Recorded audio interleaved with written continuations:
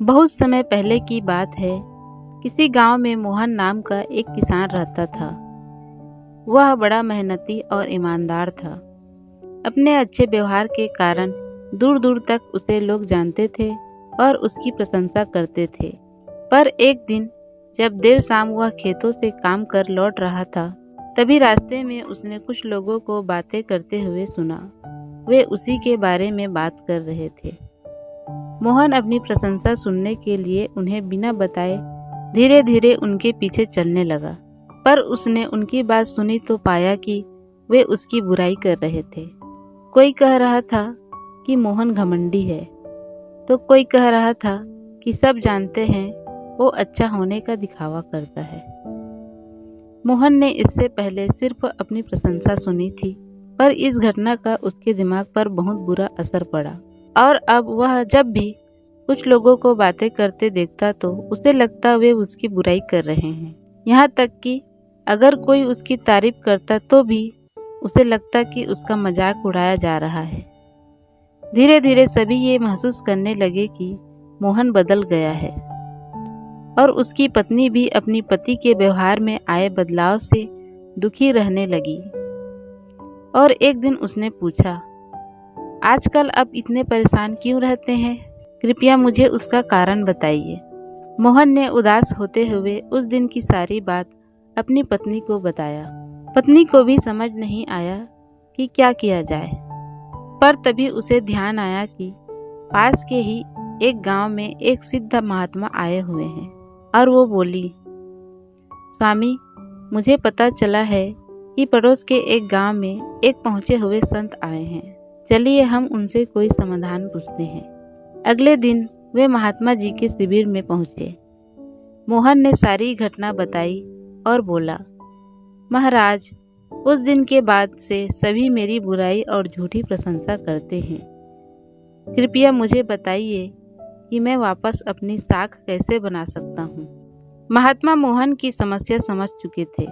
महात्मा कुछ सोचते हुए बोले, पुत्र, तुम अपनी पत्नी को घर छोड़कर आओ और आज रात मेरे शिविर में ठहरो। मोहन ने ऐसा ही किया।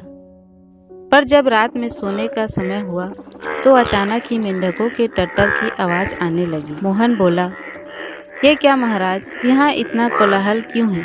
महात्मा बोले, पुत्र, पीछे एक तालाब है। रात के वक्त उसमें मौजूद मेंढक अपना राग अलापने लगते हैं। मोहन ने चिंता जताई, पर ऐसे में तो कोई यहाँ सो ही नहीं सकता। हाँ बेटा, पर तुम ही बताओ हम क्या कर सकते हैं? हो सके तो तुम हमारी मदद करो। मोहन बोला, ठीक है महाराज, इतना शोर सुन के लगता है कि मेंढकों की संख्या हजारों में होगी।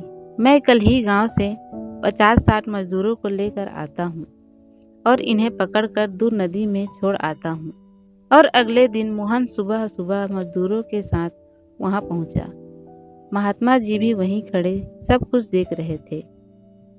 तालाब ज्यादा बड़ा नहीं था। 8 से 10 मजदूरों ने चारों ओर से जाल डाला और मेंढकों को पकड़ने लगे। थोड़ी देर की ही मेहनत में सारे मेंढक पकड़ लिए गए। जब मोहन ने देखा कि कुल मिलाकर 50 से 60 ही मेंढक पकड़े गए हैं, तब उसने महात्मा जी से पूछा, महाराज, कल रात तो इसमें हजारों मेंढक थे, भला आज वे सब कहाँ चले गए? यहाँ तो बस मुट्ठी भर मेंढक ही बचे हैं। महात्मा जी गंभीर होते हुए बोले, कोई मेंढक कहीं नहीं गया। तुमने कल इन्हीं मेंढकों की आवाज सुनी थी। ये मुट्ठी भर मेंढक ही इतना शोर कर रहे थे, तुम्हें लगा हजारों मेंढक टर टर कर रहे हों। पुत्र, इसी प्रकार जब तुमने कुछ लोगों को अपनी बुराई करते हुए सुना तो तुम भी यही गलती कर बैठे। तुम्हें लगा कि हर कोई तुम्हारी बुराई करता है, पर सच्चाई ये है कि बुराई करने वाले लोग मुट्ठी भर मेंढक के समान ही थे।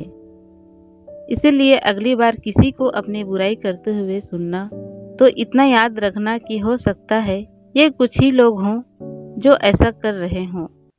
और इस बात को भी समझना कि भले तुम कितने भी अच्छे क्यों ना हो, ऐसे कुछ लोग होंगे ही होंगे जो तुम्हारी बुराई करेंगे। अब मोहन को अपनी गलती का एहसास हो चुका था। वह पुनः पुराना वाला मोहन बन चुका था। मोहन की तरह हमें भी कुछ लोगों के व्यवहार को हर किसी का व्यवहार नहीं समझ लेना चाहिए और सकारात्मकता से अपनी जिंदगी जीनी चाहिए। दोस्तों, इस कहानी से हमें यह शिक्षा मिलती है कि हम कुछ भी कर लें, पर जीवन में कभी न कभी ऐसी समस्या आ ही जाती है जो रात के अंधेरे में ऐसी लगती है मानो हजारों मेंढक कान में टर्टर कर रहे हों। पर जब दिन के उजाले में हम उसका समाधान करने का प्रयास करते हैं तो वही समस्या छोटी लगने लगती है। इसलिए हमें ऐसी परिस्थिति में घबराने की बजाय उसका समाधान खोजने का प्रयास करना चाहिए और कभी भी मुट्ठी भर मेंढकों से घबराना नहीं चाहिए।